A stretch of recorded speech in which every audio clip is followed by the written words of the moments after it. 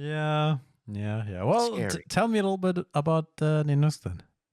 Well, she is a content creator who Hmm. streams here on Twitch. She's a content creator in real life too, as she's heavily involved in different aspects of the arts. Okay. And she's currently running a 20v20 open world tournament with Mamono doing the shoutcasting. Like, so she's going to have him, I guess, on her stream in some fashion. And Hmm. he's going to cast for that event. And she'll describe it and how they plan on executing this. I have given her my opinion on using the scrims instead, but you know, everybody's got their own way of doing things. So we will see how it goes. I wish her and Mamono the best of luck with their event. I think it's definitely going to be content no matter what happens. And that's really what the world is in need of, Bogle, is a good bit of content. I like it. I like it.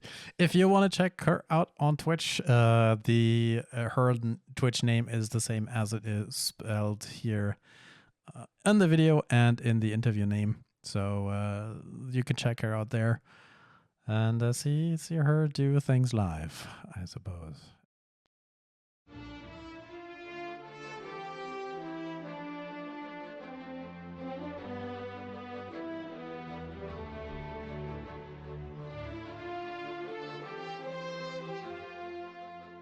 Welcome to the Albion TV interview series. I am the chosen one, and today I am joined by one of Albion's premier content creators and Twitch streamers, the great Nanusk. How are you doing tonight, Nanusk? Hello, I'm nervous. Nervous is normal. We're going to try to go easy on you. We won't ask any hard questions. We'll try to do the most basic ones, like, who are you, and how did you get your start here in Albion? We'll start there and move on. How do I start in Albion? How?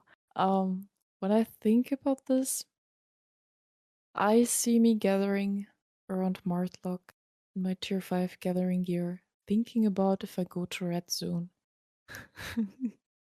I went to Red Zone, but every time if I saw a red name or one red, I left. I instantly left the zones. This is how I start Albion. The careful approach, the I don't want to get murdered and lose all my stuff approach to Albion. That is quite common to begin with. When did you start? About 1 year ago. So you've only known this new world of Albion, the post-Queen launch of Albion. Yeah. When I started, everyone was talking about the changes, the changed Hellgates. When they added the new Hellgates and changed the difficulty levels and changed the infamy effect and added the rising lava and tens, I believe, all added at the same time. I guess so, yeah. I only experienced the new one. Okay. Yeah, I guess you wouldn't know what was changed if that's when you came in and you only know it as one way. That's not really fair of me to put on you to discuss those changes. But you said you started as a standard gatherer. Did you start streaming right away, or did you start to PvP before you started to stream? My friends started with statics, so we were mostly doing PvE. They kind of stopped to play Albion, so I was solo. I started to gathering, met 1 or 2 friends, and played Hellgates with them. This is how I started. Then I met Azorab. He get me into the Carleon faction. I was healing there. It was funny. Then I remember he invited me to tens, and I got flamed by Derek. But I mean, I was new. I was learning. I learned fast.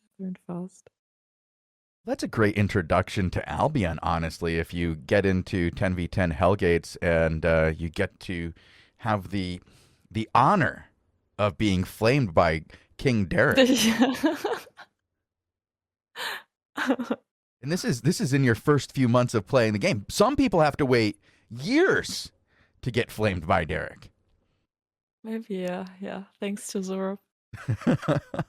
So is this when you started streaming, when you started doing the Hellgates, or did you start streaming right away? I started streaming right away. Right away in the beginning. I used to play League of Legends and Valorant before, and I was streaming this, but the community there is like, it's hard to build there any community Mm-hmm. as a new streamer. And when I started with Albion, I was like, oh, I don't have 3 viewers, I have 10. Wow. And this is how the whole thing started. Then I looked for more content. I remember I watched someone showed me Kokosmilch videos, and I was a big fan, to be honest. I thought, damn, I need to be in his guild someday. And I was in his guild. It was good. See, that's one of the coolest things about Albion. You just mentioned a couple of things there in a row. One, you got to meet the king of Albion, or the once king of Albion, Derek, in your first few months. Then you got to introduced into one of our content creators, Coco Smilch, and immediately were able to say, I want to play with that person. That was a goal, to play with them. And you were able to do so because of the nature of Albion and that single shardness and everybody playing together.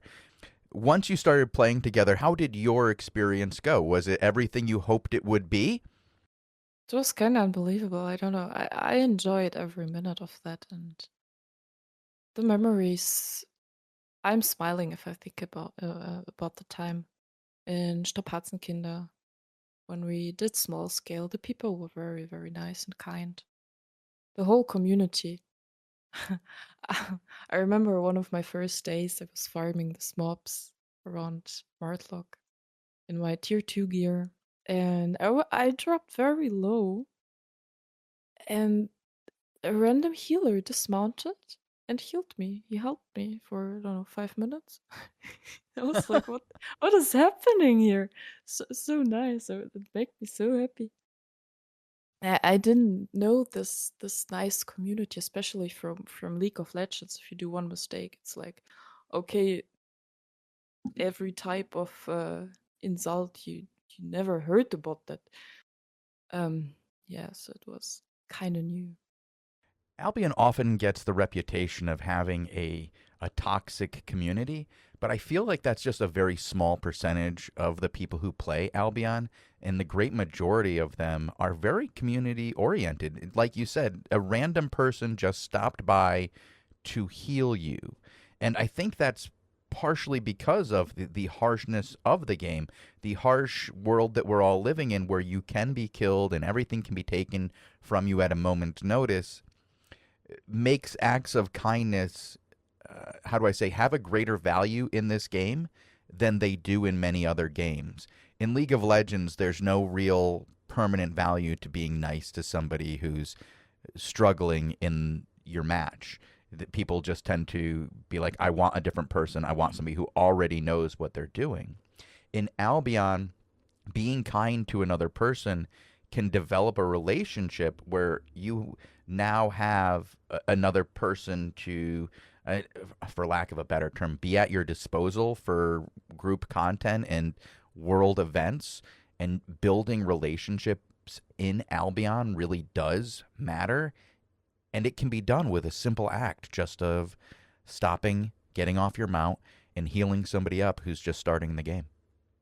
Do you find that the Albion community has supported you in your streaming? As you said, you went from, what was it, just a few people to having over 10 viewers, and now you're doing quite well. I see you doing small scale content in the roads all the time, and you generally have a pretty good viewership, pretty consistent. At the moment, it's crazy, but I think because most of the streamers are streaming V-Rising at the moment, pretty sure the hype will end, but I hope I keep the viewers. Oh, I think you will. With the Twitch drops right around the corner, I think you're going to see a significant increase in viewership before you see a downturn. Oh, I hope so. I hope so. I really hope I will drop something too. I really hope. Drop something. Yeah. One of the skins. Oh, okay. All right. All right. Okay. Yes, there's a bunch of skins going to be released with the Twitch drops, and I'm I don't sure know if I'm allowed to talk about you can. this. They're all on the test Oh, you server. can? Okay, I really wanna have this alpaca skin. Oh, But that alpaca skin is amazing. yeah. I keep talking to people about it because, like, the current alpaca skin has a green saddle. I'm just not into it. But the brown one with a purple saddle? Oh, yeah. Yeah. Sign me up, please. I'll ride that alpaca. I'll be getting myself a bunch of stags so I can ride that around. I really feel the Twitch drop mechanisms that are coming up with the update are going to do a great job of bringing people from the game into the Twitch community in a way that's never been done before. And I think for content creators like yourself, this is going to be absolutely huge. It's going to help you be able to sustain much more of your Twitch time there and maybe actually get a little more out of it.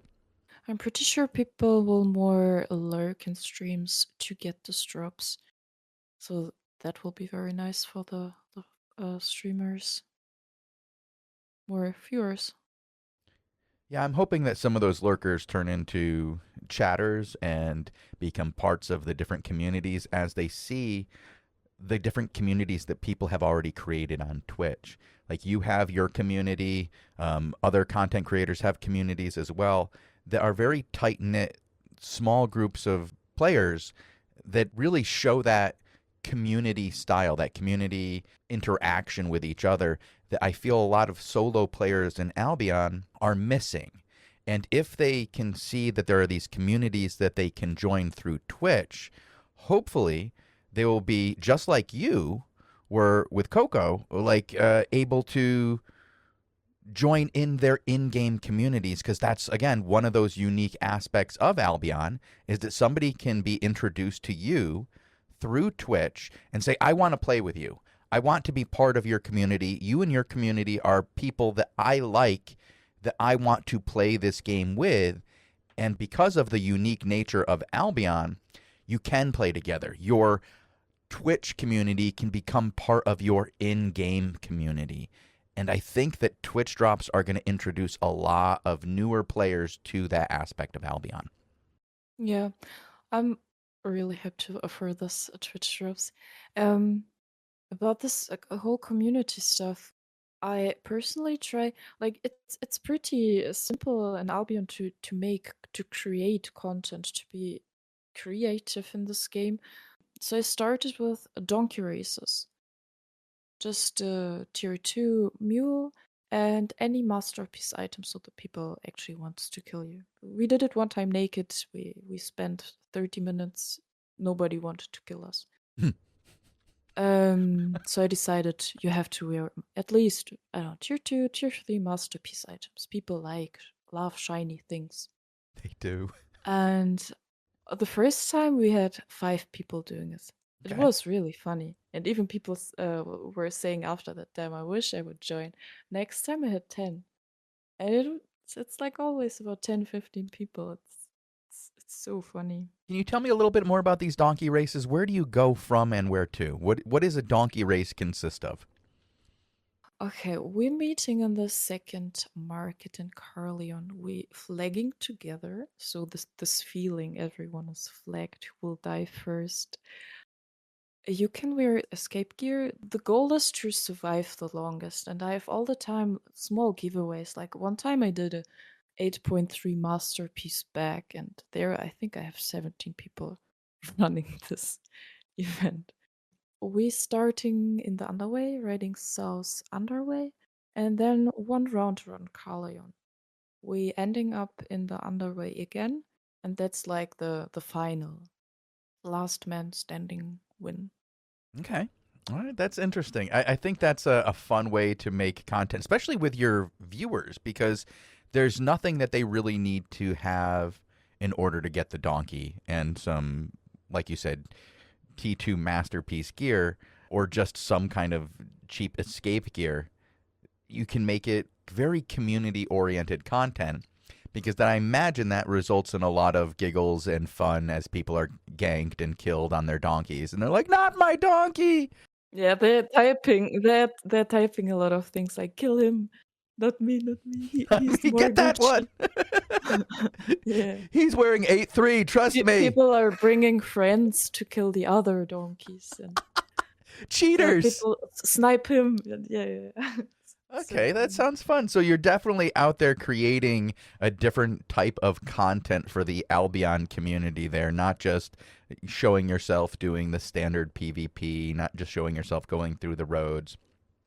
Not yeah, exactly. like you're trying to find content that you can create that other people can experience as well. And we actually talked a little bit about how you are building some content for more than 17 people, it sounds like, is you're having a 20v20 tournament and you're having Mamono do the shoutcasting for you as you have how many teams? I believe you said you had quite a few 20v20 teams. That's 10 teams so far. That's 200 people. That's way more than 17. Yes, it's crazy. That sounds awesome. What is the date on that event? When are you planning to do this 20v20 tournament? The end for signing up is the 15th June, and we will start at the 17th June. It's a Friday at 20 UTC. And from this Friday, it will happen the next Fridays. Depends on how many teams we have, and I'm not sure how many battles we can stream make happen in one day, one session. Mm-hmm. So it's going to be dependent on what you guys can manage, and you'll learn a lot in the early days of running this tournament. It sounds like you're not going to do it one day, but every week, as you guys get better and better at doing this, you'll figure out ways to streamline the process, because a 10-team double elimination tournament, we do an 8-team double elimination tournament for the Crystal League Championship, and that takes about 8 hours spread across 2 days. It will be a big event. Yeah, so I'm just letting you know the time investment that you might be looking at here. We do have a team of probably 12 people making that work, so it's not easy. I would start small, like say we're going to have 3 matches today, and then we'll grow from there as we get better and better at this. The tools coming out with the Into the Fray update might be able to help you smooth things out, make things go a little bit faster. I have some tips that I can give you after the stream on running tournaments. I don't want to tell you them now because I have a feeling that from what I read of your plans, I don't want to spill those into the public because we have a very active public. Moving on, I heard that you're not just a streamer. I'm not just a streamer. I'm a DJ playing piano. I'm a photographer, painting. I'm doing basically a lot of creative stuff. And that's got me very interested in here because you're not the only DJ in our community. I'm sure you have heard about the great DJ Lupac 22. Yeah, of course I heard. What do you think the chances are of us getting like you and Lupac to do a DJ battle live on stream one day? We can manage to do that. Really? Because it would be clear who win. Wait. So you say Techno is just the best. So you're saying that you're just gonna beat him in a DJ battle? Yeah, of course. Because that was kind of like low key.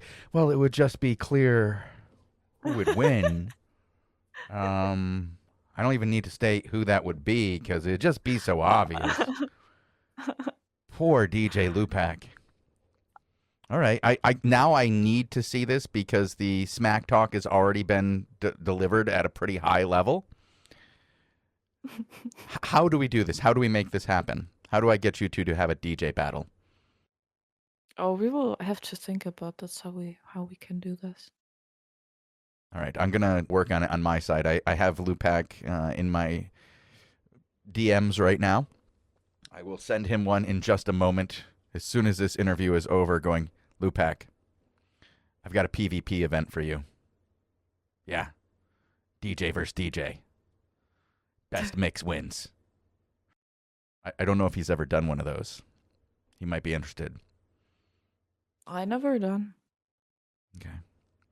We will see what we can do. Maybe we can get him to put on his tracksuit. I have some more informations about the tournament. Oh, well, please, let's go right back to the tournament. What else would you like to share about the This is tournament? just the prize. You can win a mammy.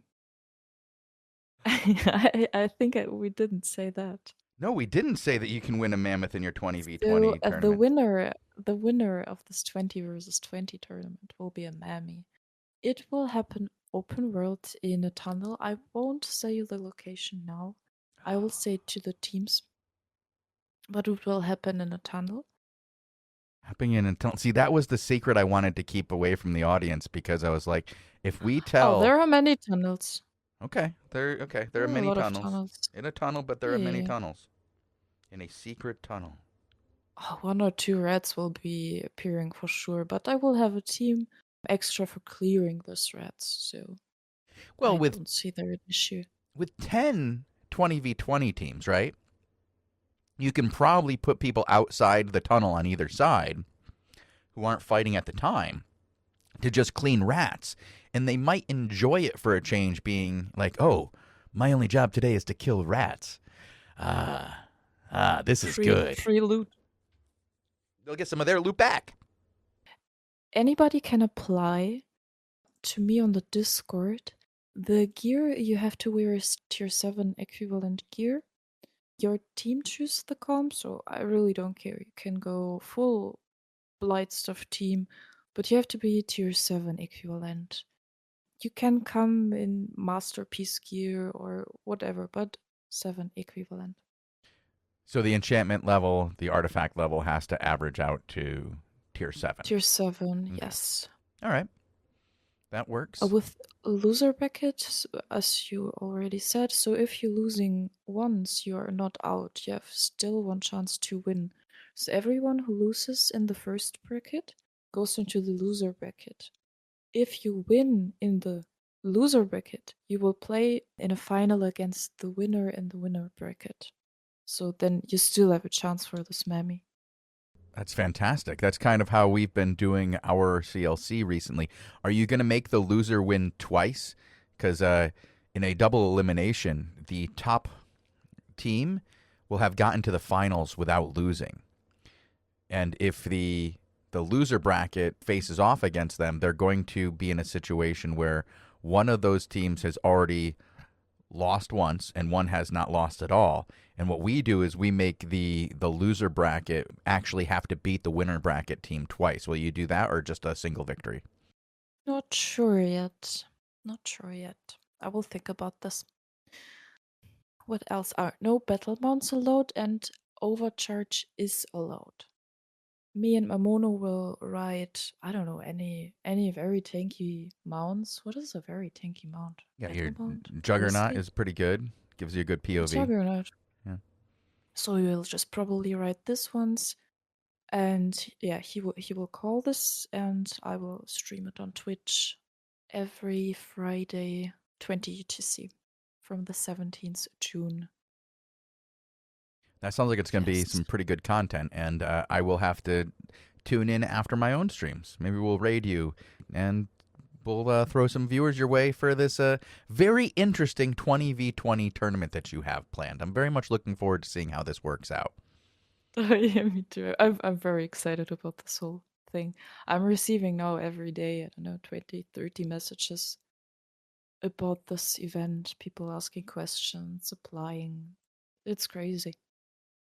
It's awesome. That's fantastic. I'd love to see this kind of thing grow.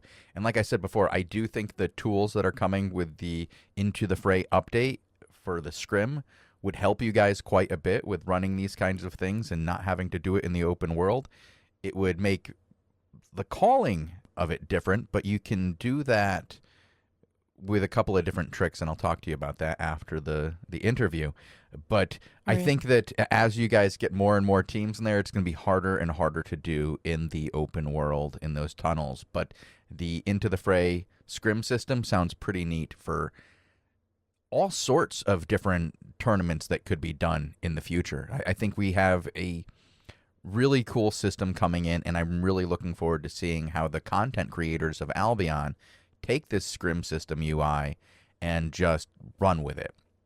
I think we're going to have some really cool 5v5 and 20v20 content coming out in the next couple of months. But I also wanted to talk to you about something that you're pretty passionate about, is the roads and the current situation in the roads. I know you're not happy with the current content level in the roads, especially the rewards for chests. Do you want to talk about that a little bit? I'm pretty sure nobody is happy about the roads right now.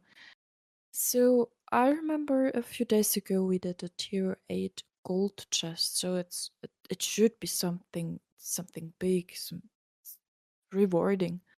I got 20k out of the chest. Oh boy. So if you do the gold chests or the blue chests, it takes you so much time sometimes, and even then you just think, why I'm doing this? I can just go to static, get way more fame and a lot more loot. So means people are not in the roads anymore. Some gatherers, yes. Or sometimes you see ganking groups because there is one good connection from a royal to a black zone where a lot of hideouts are. But besides that, there's not much content. If you go with 2 people in the open world, I usually end up dying to 15-man ganking groups with 2 healers, of course. Because otherwise you can't meet the 10-man people small scale group minimum. Mm-hmm. I don't know, it's crazy.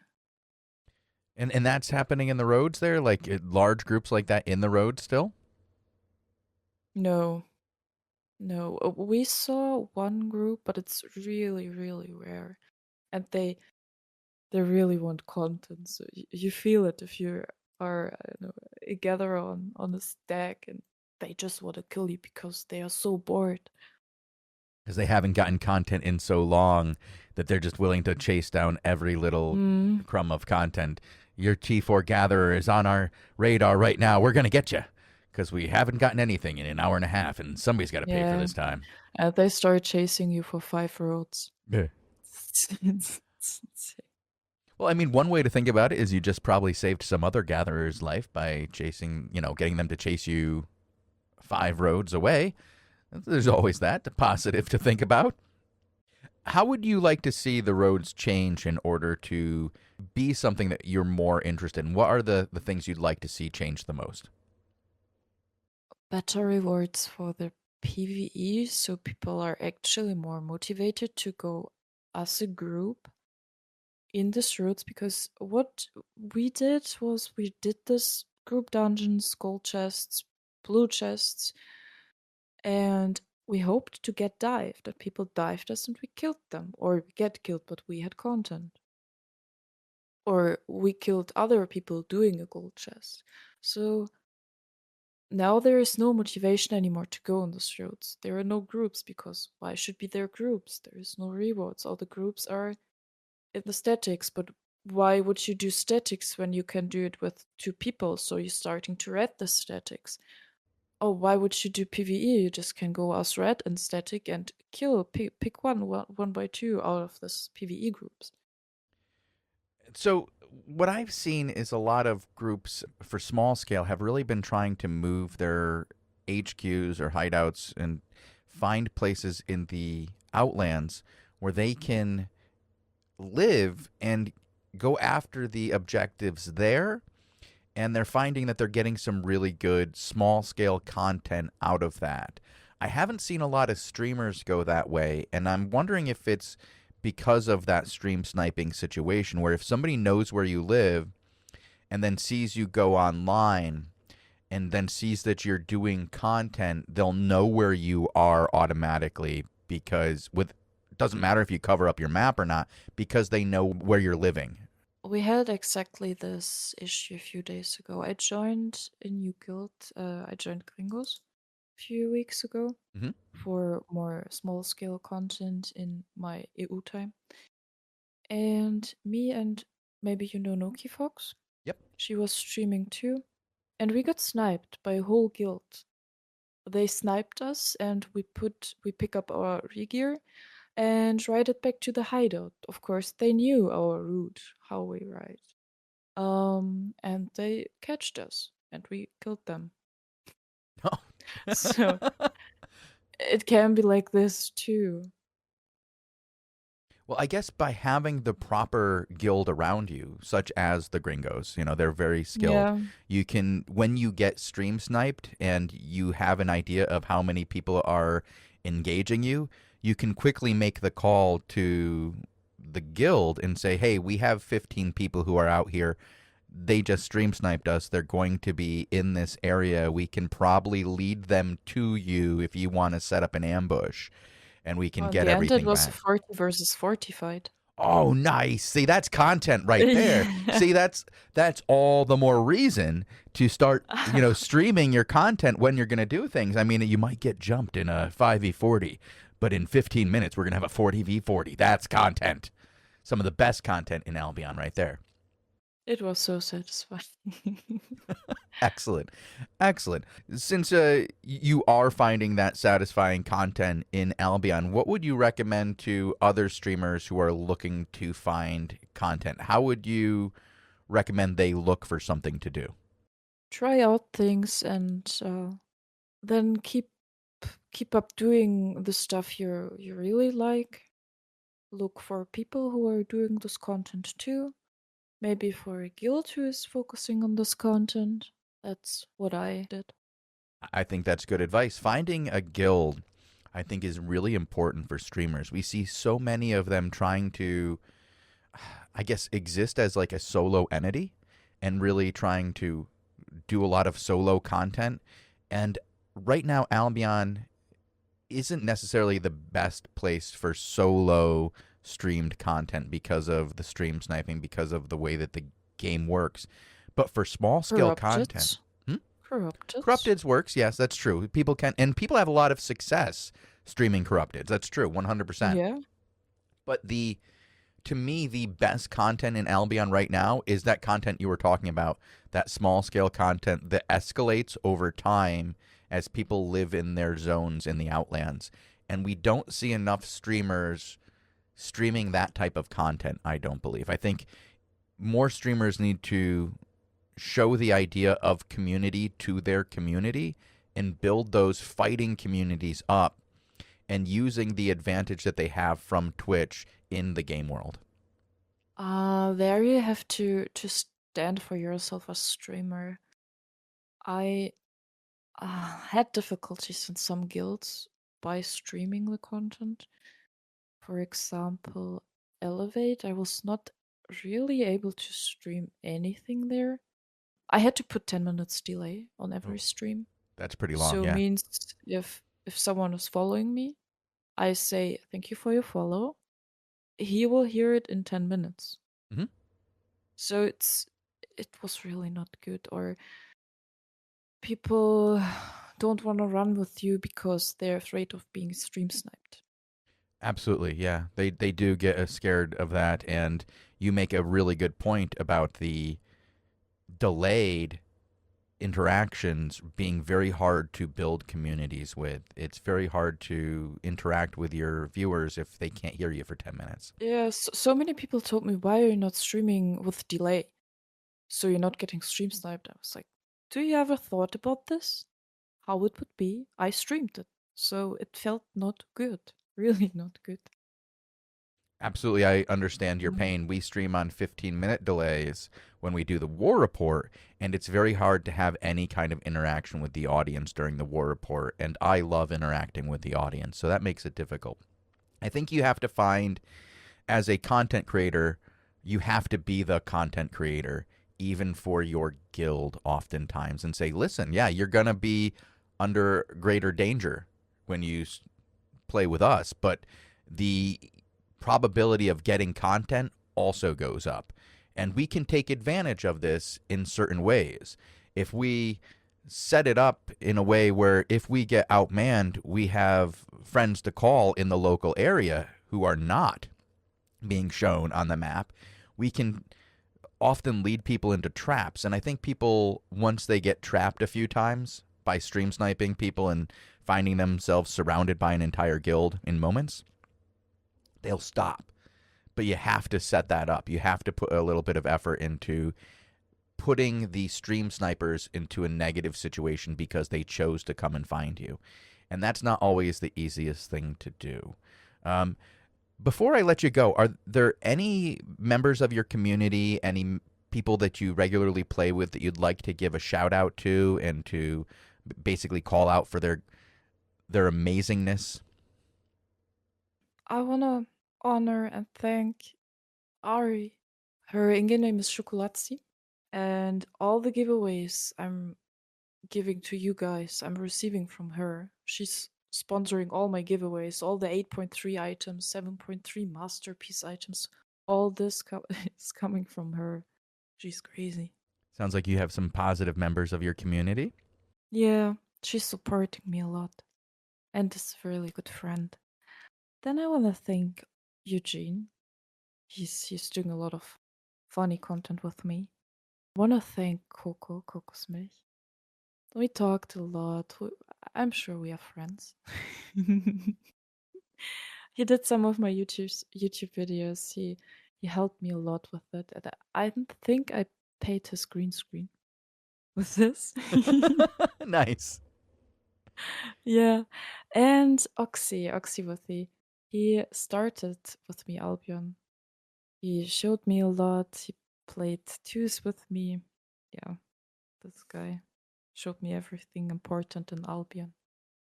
And we are back now together in Gringos. It's pretty cool. That is cool. Getting back together with the people you started with in the beginning, and now you've both climbed up the Albion ranks, because the Gringos are a pretty high-tier guild right now. I would put them as one of the best ZVZ open-world guilds we have. So to run into your friend that you started playing Albion with in one of the top guilds is kind of cool. It is definitely.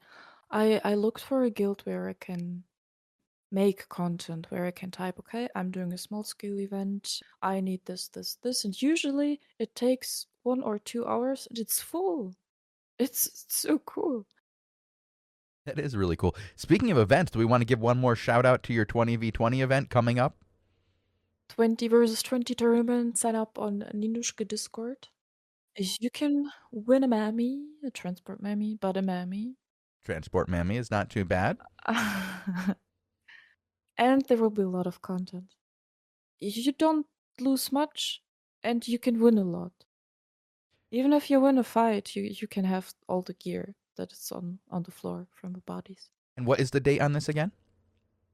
On the 17th of June we will start. Sign up end is the 15th of June. All right. Thank you very much, Nanusk. It was absolutely a pleasure talking with you today. I wish you the best of luck with your 20v20 tournament. It is very ambitious. I do recommend, once again, start small on the first days and then grow from there so you don't get too overwhelmed. But this sounds like an awesome event, and I will be there to watch some of this. Thank you very much. I'm excited. Thank you.